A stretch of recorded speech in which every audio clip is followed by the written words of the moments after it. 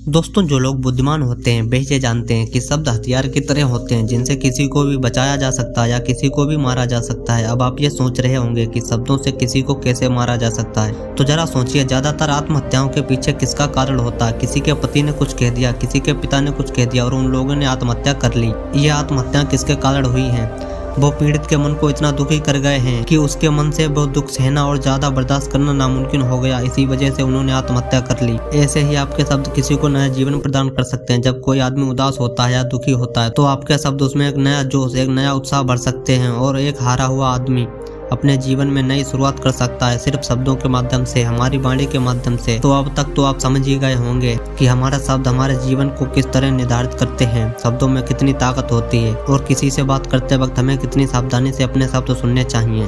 Japan में एक बहुत ही प्रसिद्ध बुद्ध भिक्षुक रहा करते थे। उनका नाम रिसाई था। रिसाई अकेले रहते थे। दुनिया के शोर शराबे से दूर जंगल में वो रहते थे और बड़े ही ध्यानी और प्रभु भक्त व्यक्ति थे, इसलिए वे पूरे जापान में बहुत अधिक प्रसिद्ध थे। एक दिन एक राजकुमार रिसाई के पास आया और बोला, हे प्रिय भिक्षु, मैं हमेशा थका हुआ, निराश और परेशान महसूस करता हूँ। मेरा मन बहुत अशांत रहता है। हालांकि मेरे पास सब कुछ है, दौलत, शोहरत, सुख, सुविधाएं जो हर व्यक्ति चाहता है या पाने की इच्छा करता है, लेकिन फिर भी मेरे मन में इतनी अशांति और चिंता क्यों है? रिसाई ने उसकी बात बहुत ध्यानपूर्वक सुनी और कुछ सोचने के बाद कहा, तुम इस प्रश्न का उत्तर जानते हो, बस तुमने इसे कभी हल करने की कोशिश नहीं की है। रिसाई ने आगे कहा, मैं एक रिसर्च करना चाहता हूँ, क्या तुम उसमें मेरा साथ दोगे? इस रिसर्च के बाद तुम्हारे जीवन में किसी भी तरह की अशांति और चिंता नहीं रहेगी। ये बातें सुनकर राजकुमार बहुत हैरान था। उसने रिसाई से कहा, बताइए मुझे क्या करना होगा? अपने मन की शांति के लिए मैं कुछ भी करने को तैयार हूँ। राजकुमार की इन्हीं बातों को सुनकर भिक्षु ने कहा, तो फिर आप अपने 15 दिन के लिए मेरे आश्रम में रहोगे और एक सामान्य व्यक्ति की तरह अपना जीवन व्यतीत करोगे और इन 15 दिनों में तुम अकेले और चुपचाप रहोगे, जितना हो सके कम बोलोगे। राजकुमार उस भिक्षु की बातें सुनकर सहमत हो गया। पहले दिन राजकुमार को लगा कि उसका मन सामान्य से अधिक अशांत और विचलित है। उसके मन में तरह तरह के विचार आ रहे हैं और वह आम लोगों की तरह जीवन जीने में असहज महसूस कर रहा है। उसे अंदर से बोलने की इच्छा हो रही थी, लेकिन वह चुपचाप रहा। उसके मुंह से एक भी शब्द नहीं निकला, बस वह चुपचाप बैठा रहता। लेकिन रात होते होते उसे अंदर ही अंदर शांति का अनुभव होने लगा। उसके लिए यह अनुभव अजीब था। वह खुद से पूछ रहा था कि वह अंदर ही अंदर इतना खुश क्यों है, उसकी आंतरिक बेचैनी और चिंता कम क्यों होने लगी है। अगले दिन राजकुमार अकेले चुपचाप बैठा रहा। वह प्रकृति को निहार रहा। वह पौधों को, फूलों को, आकाश में उड़ रहे पक्षियों को और अपने जीवन में पहली बार यह अद्भुत दृश्य महसूस कर रहा था कि उसके पास कितनी सुंदरता है। वह दिन भर प्रकृति की सुंदरता को निहारता रहता और उसकी ताजगी को महसूस करता रहता।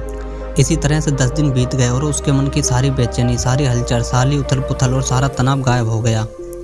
11वें दिन की सुबह राजकुमार फिर से एकांत में बैठ गया और कुछ ही मिनटों में उसकी आंखें अपने आप बंद हो गईं और वह गहरे ध्यान में चला गया। वह पूरे दिन वहीं पर आंखें बंद करके बैठा रहा और गहरे ध्यान में डूबा रहा। ना कोई शब्द, ना कोई चिंता।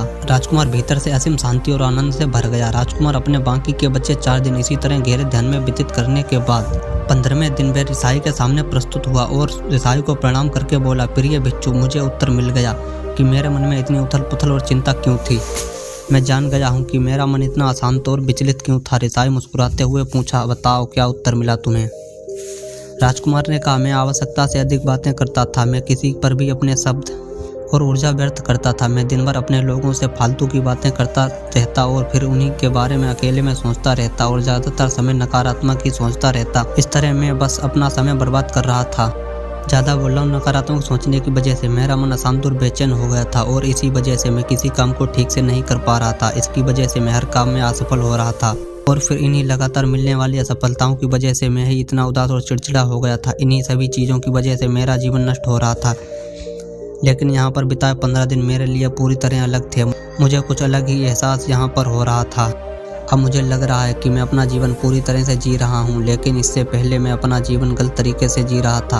और मैंने यह भी सीख लिया कि हमें सिर्फ ध्यान करने की ज़रूरत नहीं है। ध्यान अपने आप होता है जब हम शांत और मौन होते हैं। ध्यान के पीछे कुछ दिनों के दौरान मैंने जो पहली चीज़ सीखी है वह यह है कि मनुष्य के जीवन में सबसे महत्वपूर्ण घटना स्वयं को जानना है। यह सुनकर रिसाई ने कहा, सिर्फ तुम ही नहीं, दुनिया के ज़्यादातर लोग ज़रूरत से ज़्यादा बोलते हैं। आज भी लोग ज्यादातर समय केवल एक दूसरे को नीचा दिखाने के लिए ही बोलते हैं। कुछ लोग ना चाहते हुए भी बातें करते हैं और अपना जीवन बर्बाद कर लेते हैं। दोस्तों, आज से हम भी चुप रहने का अभ्यास अवश्य करेंगे। आज से हम वही बोलेंगे जो जरूरी है और हम कोशिश करेंगे कि कम से कम शब्दों में अपनी बात को खत्म करें और हो सके तो कोशिश करेंगे रोज कम से कम 30 मिनट एकांत में चुपचाप बैठेंगे और मुझे पूरा विश्वास है कि इससे हम सबके अंदर एक सकारात्मक बदलाव जरूर आएगा। इसी के साथ इस वीडियो को खत्म करते हैं। तो दोस्तों, उम्मीद करता हूँ आपको इस कहानी से एक अच्छी शिक्षा मिली होगी। ये कहानी आपको कैसी लगी कमेंट बॉक्स में कमेंट करके जरूर बताना। साथ ही ये कहानी को अपने दोस्तों के पास शेयर करना ताकि उन्हें भी इस कहानी से कुछ सीखने को मिल सके।